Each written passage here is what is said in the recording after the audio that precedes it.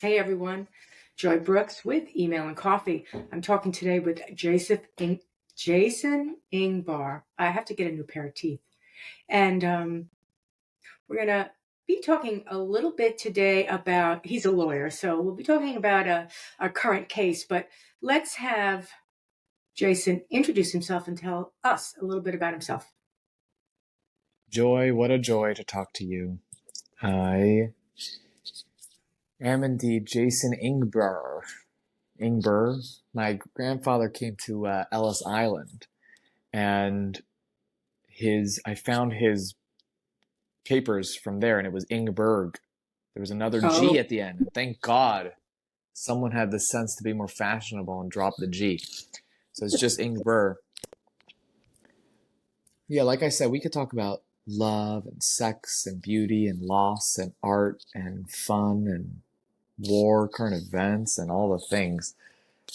There's one case particularly on my mind that's been my life's work for the past 3 years. It's sort of this bizarre thing. I know you're out in Long Island, is that right? You're out on Long really Island, not good. in Long Island. I was trying to mack up a girl the other day in Central Park, and I said, "Oh yes, I'm going to live in Long Island one day," or something like that. And she said, "You mean on Long Island?" And I'm like, "Oh, I didn't know that Long Islanders refer to it like it's Barbados, like we're on the island, man, like as if it's this glorious." I don't know. I don't think about it. Am I in or on? I'm both. Either. Not. Well, either way, um, you're out there, and I'm mostly in California. I spend most of my days, most of my life in Los Angeles, California. I went to law school out in Los Angeles, and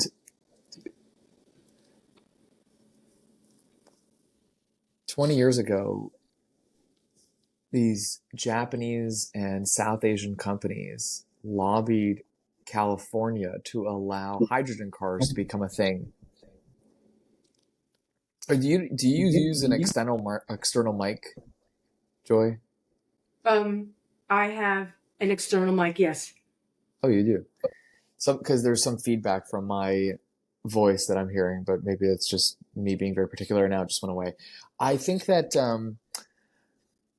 it's worth talking about this case. This hydrogen case is pretty ridiculous. These Asian companies that had interests in diverting and destroying the progress from battery electric vehicles lobbied California to create this new track of hydrogen. And it's not even green technology, right? So they're selling it to the consumer. They're telling them that it's green technology. Anyhow, they build hydrogen fuel stations. They build the cars. They sell the cars. Sell 25,000 of these cars to people. And there's just no fuel. There's no fuel out of California. There's extremely limited fuel in California. And I've been leading the charge. I represent 1,000 people suing Toyota and suing Hyundai for this mishap. And I will be filing papers next week. So probably by the time you release this podcast, against Donald J. Trump and Gavin Newsom for helping fund this with government dollars. And I think putting those two knuckleheads in a knucklehead sandwich of a lawsuit might get some more attention. But that's been my life's work the So, past three see what days. happens. Yeah. Um, and I'm really grateful. I'm grateful to chat with you. You're such a beautiful person. You were talking about how your life's work, how you've done writing and reading and publishing content for people and email marketing. And I'd love to learn more about tips that you might have for me. What could I do to help these people with your email marketing background? What could I do do I collate the media assets that we already have? Like last night I went on a show with two clients who were like, complaining to the TV host about this hydrogen issue. Do I just keep iterating it and keep updating other media outlets in hopes of, do you have a tip to get good email signature lines? One of the problems, or maybe it's not a problem, it's a challenge or it's a requirement, whichever way you look at it, is that you need people's email addresses. So they need to be interested in whatever it is you have to say. So if it's a service, it's a brand, whatever it is, People need to know about you. So that's a problem. That's the assumption behind. That's the gasoline or the battery power or the hydrogen in the engine that runs the whole thing. So, it can, it can prove to be a stumbling block or, a hard stop for people when they learn about, I'd like to email market. Everybody tells me it's a great Mm-hmm. venue. It is. Because when someone shows interest and they give you their email address, it's a slam dunk, right? Why? It's a Tell me slam more. dunk. What do you mean? Well, let's say you have a website and or a web page or social or whatever. You've got something going on, and you begin to accumulate email addresses because people are interested. So they Mm-hmm. tell you, "I'd like more information." It's a slam dunk. Now you have a doorway into these people's lives, and odds are they have enough interest that whatever you have to say, whether it's I'll be here and come see me at this venue, or I'll be asking you to sign this petition, whatever it is, you have access to their inbox. But if you purchase a list, that's annoying. You don't have access to their inbox. And especially if you start hounding them with do this, do that, do the other thing, they're like, excuse me, who are you? Right? So, and there's also fatigue. I mean, even if let's say you buy this list from an associate in the same business as you are, and that list is performing really well for them, and you're just, they're giving you their list.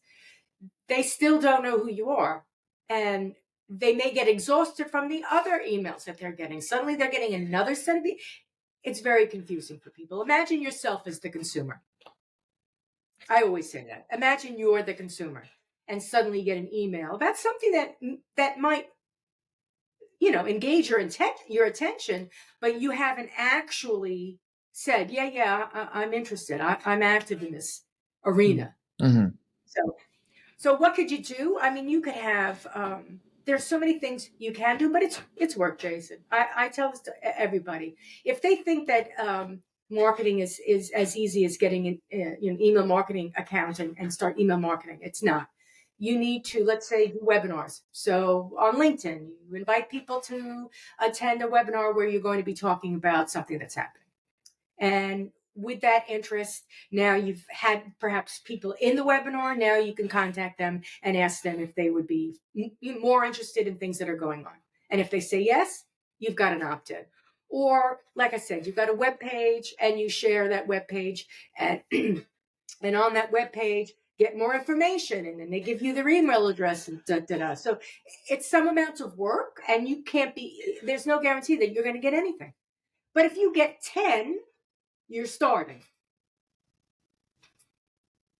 right?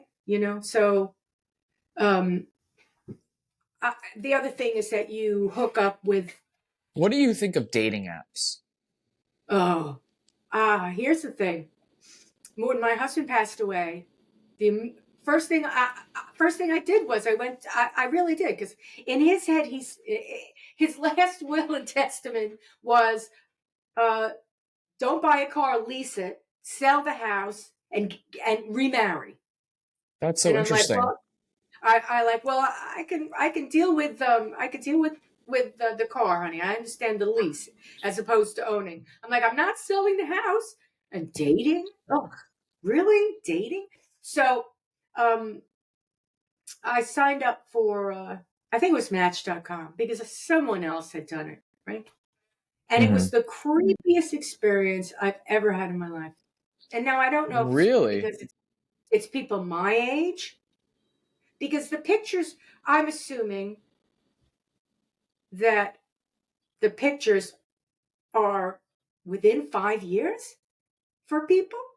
So when you're 20 and you're showing a picture when you're in your 30s and you're showing a picture from your 20s, that's not so different. But when you're in your 60s and you're showing pictures from your 50s, okay, there's somewhat of a difference.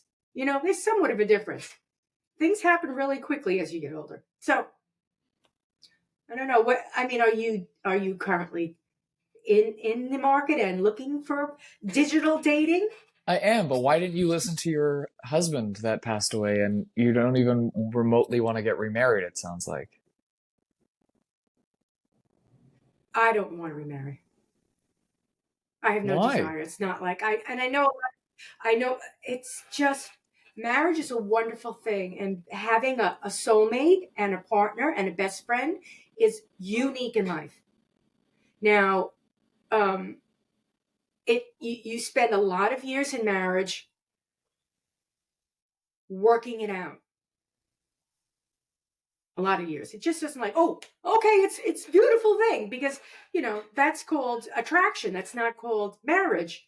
So I realize I have only so many I have only so many years left.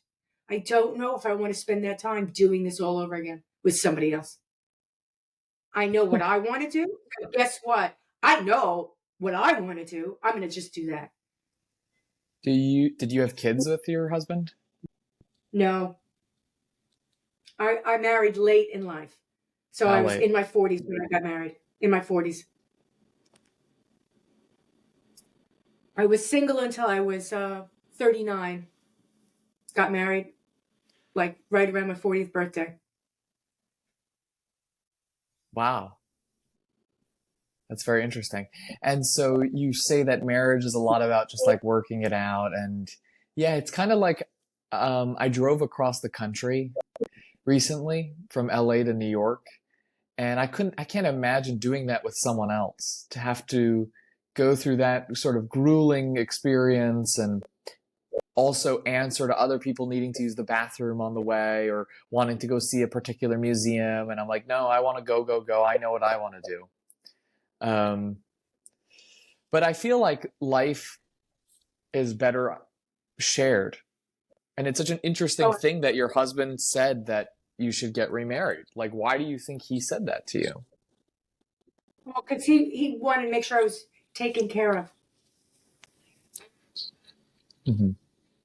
Because, when you're alone, I have a few girlfriends who, um, when we text each other or phone, if we do not reply, let's say within the day, Mm-hmm. it becomes, okay, where are you? Are you okay?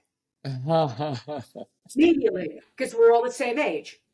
And it's like, why aren't you answering? old are And if you? I'm 69, I'll be 70 Wow, you look great. in November. That was a bit of a crass question. No, it's quite all right. You get to a point where you're at that age, you're like, hey, guess how old I am? Yeah, so, I mean, things happen. And as I said, if I meet someone now, and I've thought it through my head. I've had the daydream of like meeting someone, like, oh, wouldn't it be nice? And I'm thinking, okay, yeah, I could just see it. It would be 9 o'clock at night saying, don't you have someplace to go? Because I don't, my, the chemistry in my life has changed. Hmm. So holding hands, that's nice. Walking, talking, that's nice. Sharing, conversation, playing a board game. I don't know, all these things. But intimacy is like, oh gosh, I, I don't know. There's no chemistry anymore. At least for me, there's no chemistry. And I mean it. Technically, there's no chemistry. There's not a hormone in my body that goes, woohoo, it's a man. Nothing. Nothing at all. And When you were married, something I think about as I get older and my sex drive is not what it was. I'm 33. It's not the same as when I was 19. There were so many moments in my life where I needed to have sex, like biologically. Like I was just so, it was just such an ever oppressive thing that really the woman, even if I loved her, it like did not matter what she wanted or anything. Because I just was so, I just had this urge that like it was, you know, existential. Um, and I wonder if you could speak to that experience as a woman, because women do want sex probably even as much as men, but it's a different experience, and it's never as like visceral and biting. And yet I imagine that there are so many times that women, even in consensual loving relationships, kind of just get through it. I remember talking to one of my coworkers. I remember talking to one of my coworkers where she was like, you know, it was too, I cherished the relationships so much because I was kind of like a fly on the wall. I somehow became friends with all of these beautiful women at this one law firm that I worked at, like beautiful, fierce, intelligent, competent women. And they would sometimes let their guard down and kind of just talk girl talk around me, that otherwise I feel like men are just not even privy to. And one of the times that they were talking about how you know, this one girl is just so frustrated by so many things her husband's doing, and she just can't get over it. And the other girl who's married was like, well, you should just pretend it didn't happen and have sex with him.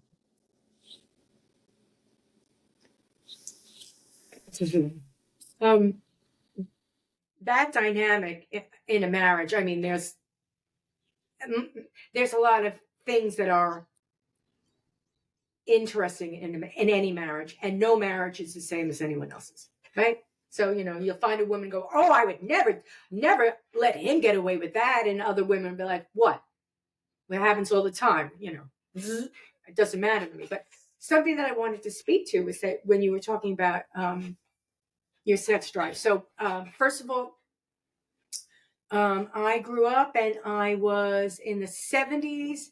I was late teens to early 20s. So 70s and 80s, I was 20 and 30s. Mm-hmm. And then, you know, 90s, 30, 40, and then we could do the math. So when I was immediately introduced to guys, it was the free love era. Love the one you're with, you know, everybody just love. And I did. And then as I came out of college and I started dating, I had an insatiable sex drive. However, it wasn't like with anybody. I just, whoever I was attracted to, which, I mean, I had my preferences, but it, you know, you could also think, you know, it was pretty much anybody, but that's not true. If whoever I was attracted to, I became obsessed by. So I used to refer to myself as Glenn Close in the movie with, what the heck's the movie? Whatever it is, with the rabbit, with the, you know, she kills the rabbit. It's a weird movie. And I realized, you know, it's not this Fatal obsession that I'm, attraction. Fatal attraction. fatal attraction. This obsession that I have is not good. It's not good. There's something wrong. So I went through therapy, and I can honestly say therapy didn't help me because my sex drive was insane. Insane. I mean, I didn't think half the time. I just, yeah. I'm lucky I'm alive and don't have 50 kids. So some women are different than others. I'm not judging anyone, only myself. Do I wish I hadn't done half the things? Some of the things I wish I hadn't done. However, it makes me realize now what the heck is going on. And when I say that the chemistry is over, it may be because I overdid it. I don't know. Did I use it all up? And now I'm on empty? I did it when I was young, and it's not like I need to have, it's not like I need to repeat that.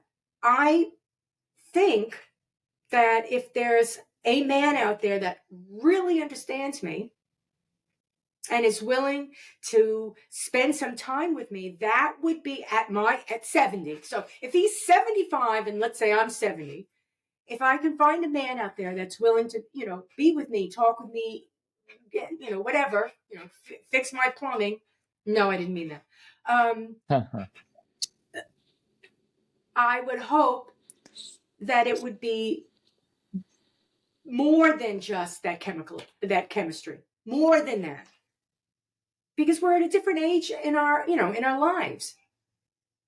I don't need to get in a fast car and speed to big restaurants and do great things and be in public and wear dresses with jewelry, and I don't need any of that. Can we take a walk to the park? Can we take a hike? You had mentioned driving cross country. A friend of mine says to me all the time, "You have two dogs. Why do you keep getting dogs? You won't be able to travel because you've got dogs." And I'm like, "Because I don't want to travel." And she's like, "Really? What do you mean?" And I'm like, "I would love to travel with the right person so that I would be able to enjoy wherever it is I go. But if I'm going to spend $3,000 for a weekend and come back and all I did was eat and drink, thank you, no, very much." It doesn't make any sense to me. I've eaten and drank before. I don't need to eat or drink anymore. But you didn't get to my curiosity, which is, did you ever have those instances as a woman where you talked about the times where you were rah rah rah about it, but did you have times where you were like, okay, we're gonna get through this situation, I gotta placate someone or whatever? In my marriage, I would say yes. Yeah. Because there are times where you're tired, but you know that he's excited and he's happy to see you. You're like, oh, okay, all right. I'm tired. That's But, interesting. it's not that, I'm not there in the beginning, but I'm there in the middle and I'm there in the end. But I'm not there right now, right? It's not like, oh, gee, yeah, let's do this. As you get older, like when I first met my husband, the minute I saw him, it's like, let's go. And then, that's immediately, that 5 years later, it's like, oh, honey, how are you? Okay, now I'm excited. And then it's like, do you think that I could take a shower first? uh, you know, and then it's like, oh, well, maybe a little later, I have a headache right now. It happens. It happens. That's real life. That's real life. And the point is that that attraction that you have for them in the beginning is your body saying, well, they're pretty decent, but it's not the whole thing because, like you said, there were points in your life where it was basically raw attraction, and then it didn't really matter. Otherwise, it was just, yeah, I'm attracted, slightly, this much, it's okay. Um, but that's I'm kind of grateful now for to have this stage, and thank God I'm super healthy, and I do cold plunges and I work out, and there's so many ways to preserve vitality and youth. If I told you how many supplements I take a day, I take biotin and collagen and liver rescues and specific types of matchas. Like, I mean, I'm from Los Angeles. It's the mecca of preserving youth, and thank God, like, and my family's really good at it too. My sisters, and I've learned tricks from them, and I've been able to really, preserve like my vitality and youth. But it also is married now with this wisdom of a little bit more humanity, having lived, and I'm so grateful for that um, growth. Do you enjoy, like, my therapist, she talks about the best parts of aging is like you care less about what other people think. oh And yeah, is that something, like, what would you say? You've been on this earth 70 years. That's a long time. Like, what yeah, what advice do you have for the younger people? And like, what do you gain? What are the positives of aging? well, while some people in my situation would have immediately found another guy and got married, or at least be dating, right? And I had guys ask me out. Trust me, I've had guys ask me out. I'm just like, yeah, no. Um, what I realized was, first of all, I know what it is that I like and I don't like. and I might be unique in that entire experience, where if I like something, I can do it on my own. I don't need to call 5 people up and say, do you want to do this with me?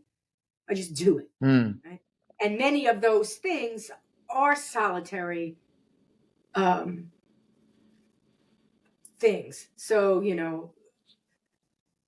the things I like, I like to read, Mm-hmm. right? I like to walk, um, etc. So, I Yeah. don't need to do those things with. But how do I explain this? Um,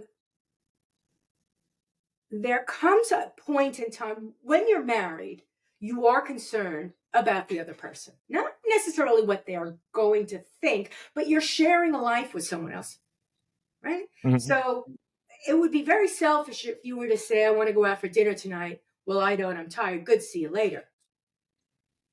Right? Very selfish. Mm-hmm. Although, it happens in many in some cases where, I would say to my husband, what do you want for dinner tonight? He'd say McDonald's, and I would say, good.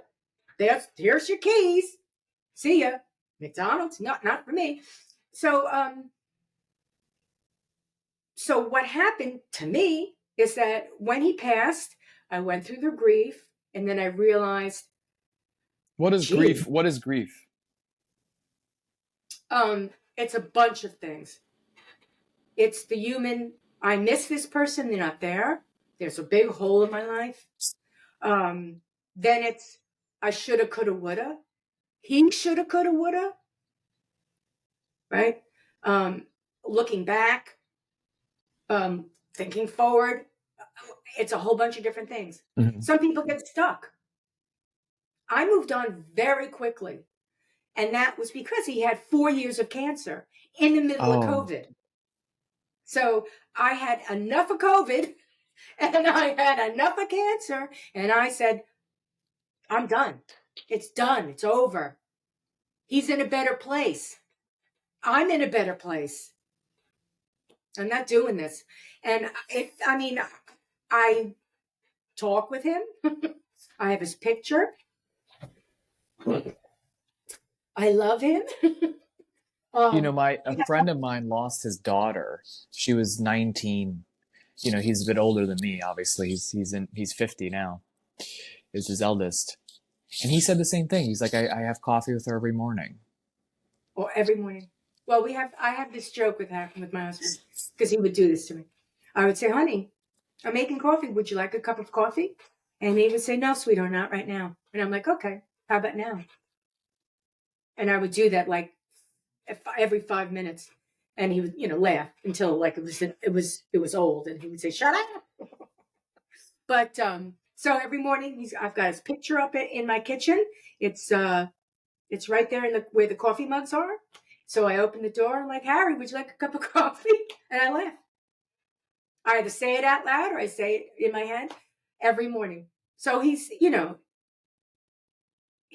huge part of my life. I would not be who, where, what I am today without him. So he's still there, but it's sort of like my mom and my dad. I wouldn't be who I am today without my mom, and they're gone too. And what happens at a certain point in your life, at least this happened to me, and I tell people all the time, all of my best friends are in heaven. Wow. So, and it's not that I don't want more friends, it's just friends are hard to come by. They're not, they're not drinking buddies. Man, after I left law school,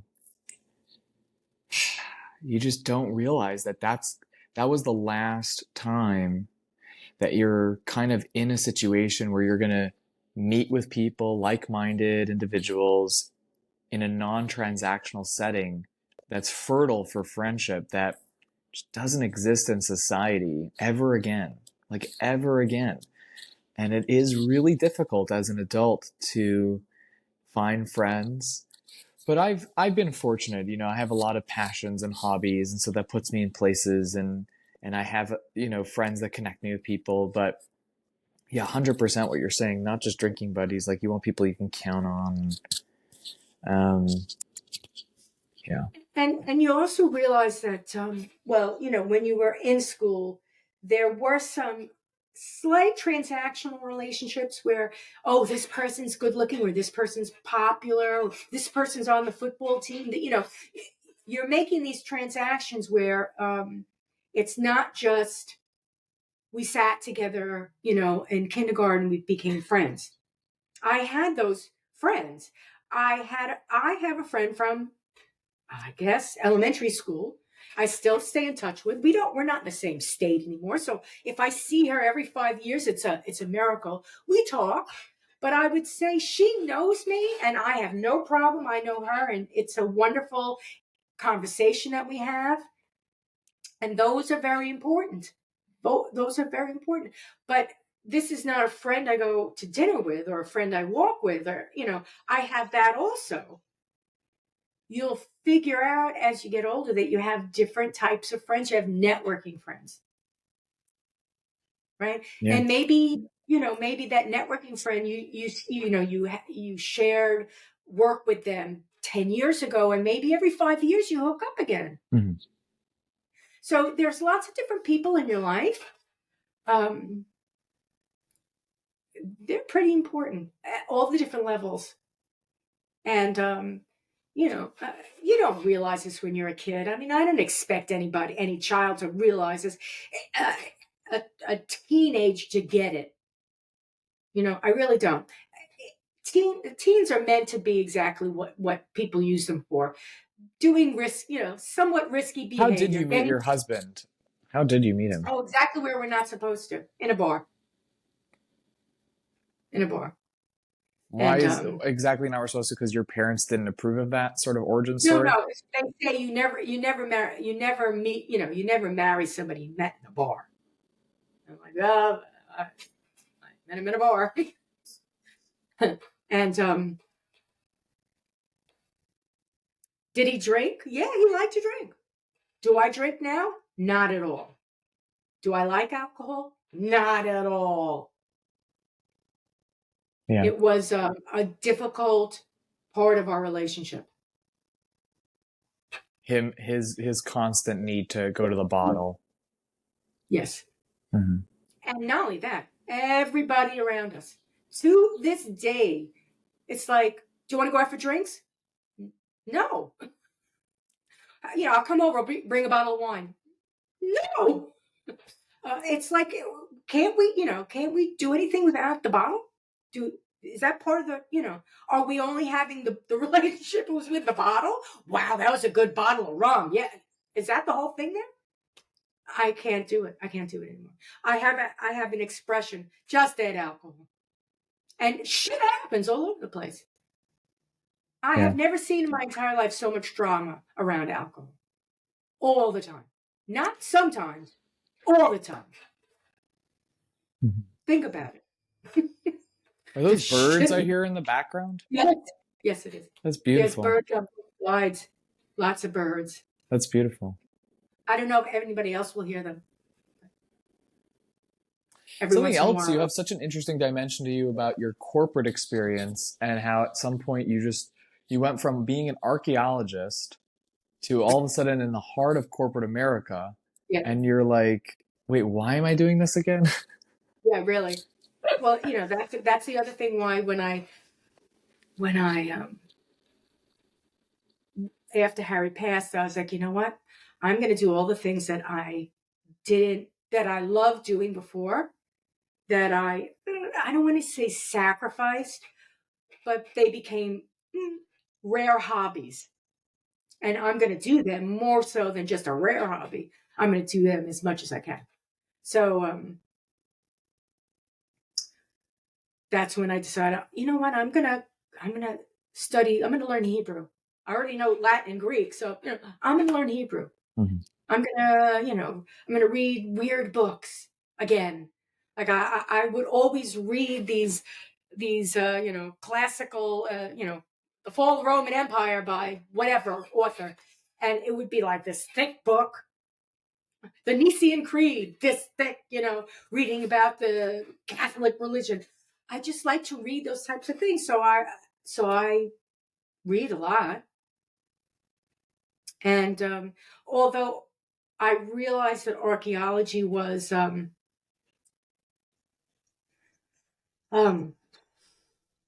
it had more cons than pros. It was a lot of fun, but you needed to have a very good, um, health wise, you needed to be very healthy. And I realized, do I want malaria? Is that something that is on the bucket list? And it scared me.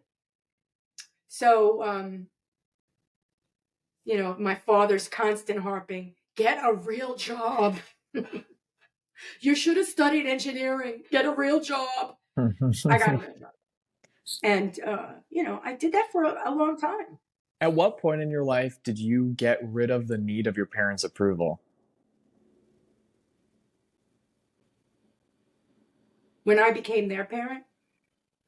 Wow, that's profound. Yeah, it got to a point where I was taking care of them. And I was like, well, why are you doing this? Wow. So, But that's a long time. That's yeah, meaning yeah, you it's a long lived time. you lived at least 2 chapters of your life, 2 epochs, big ones, that you were like constantly worried about what your parents were thinking. Well, I think it depends on the person, but I spent a long time listening to their wisdom and attempting to translate it into my life. And it turns out that they were right, but um, for not necessarily the same reasons that they thought they were right. But um, I think my folks would have been very happy if I had just got married and had kids. Very, no expectations there. Get married and have kids. That was my mother's biggest worry, that she would leave and I wouldn't have somebody to take care of me. Right? That's a big deal. That's a big deal. Hmm. So that was the expectation, very low expectations. And honestly, I met my husband, um, and we decided to get married in 1995. Now, my folks were snowbirds, so every winter they would go to Florida and stay in Florida. So I was getting married in February 1995. My folks are in Florida.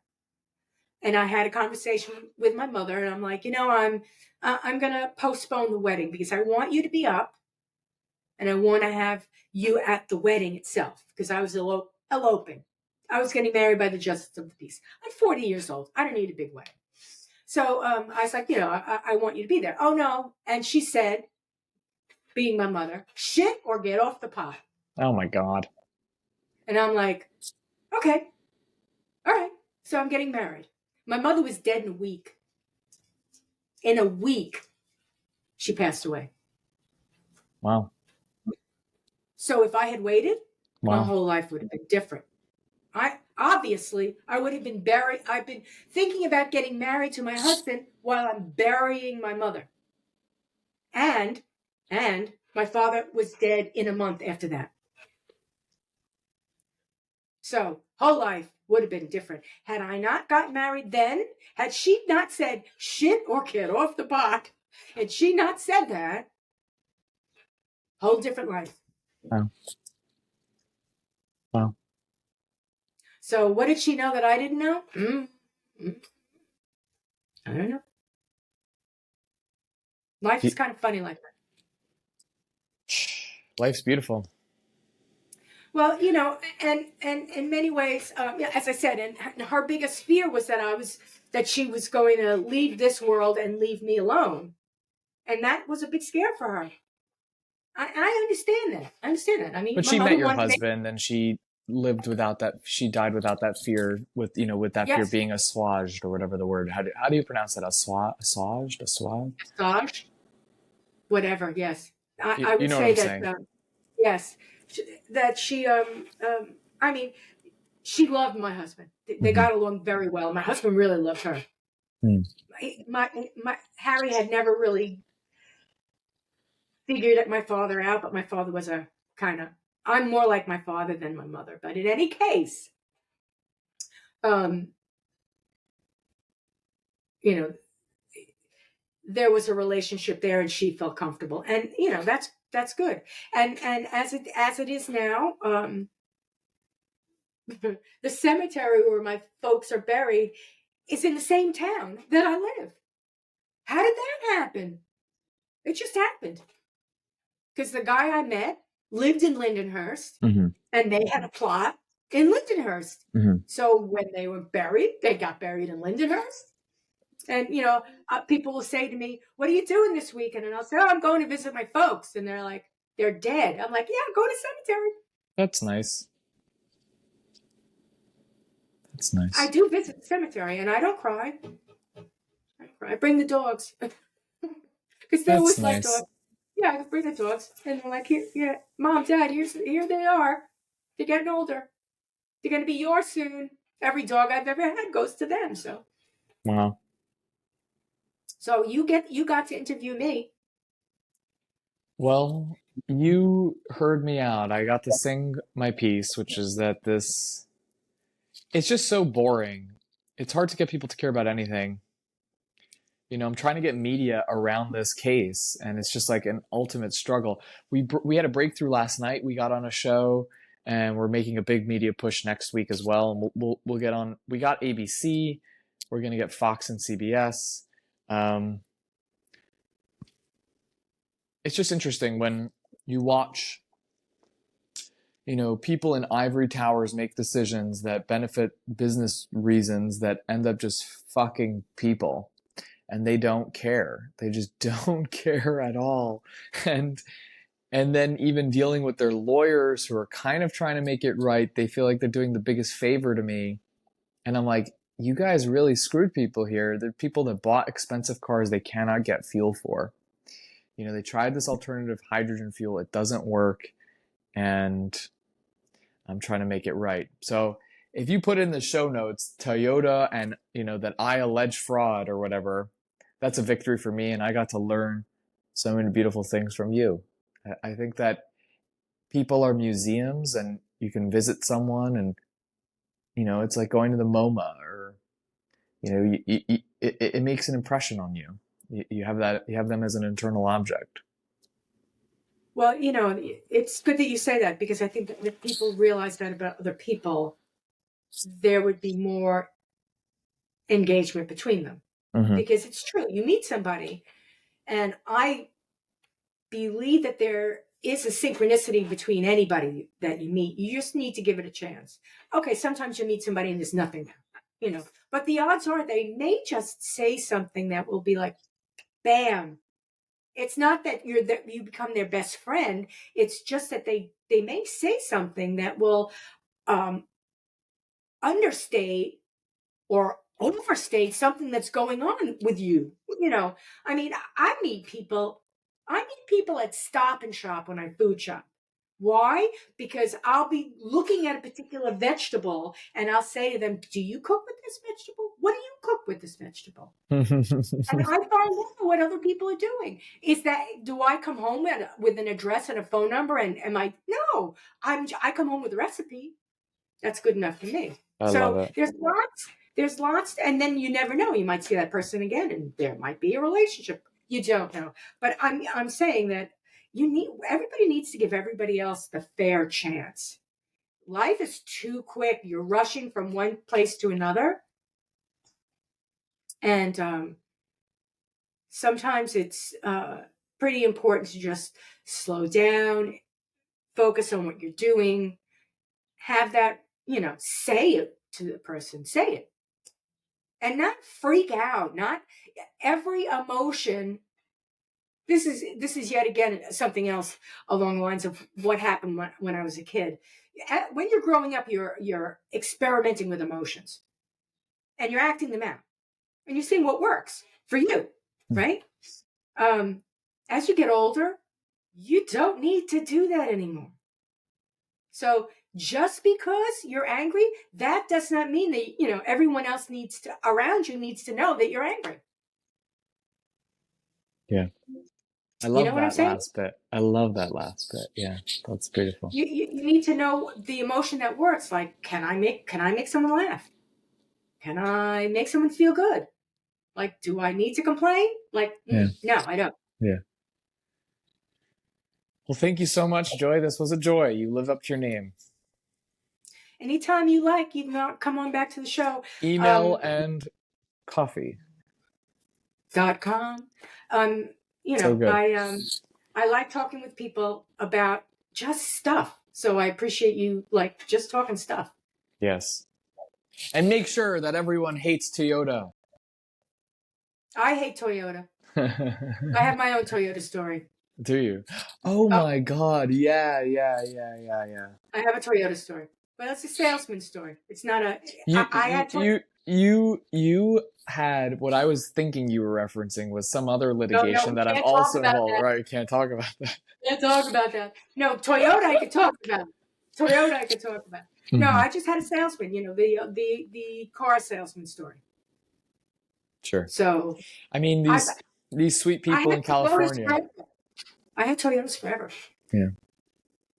Yeah, that's why it honestly hurt me to sue them because my first car was a Toyota. I love Toyota, but Right? they're But you screwing know what? people.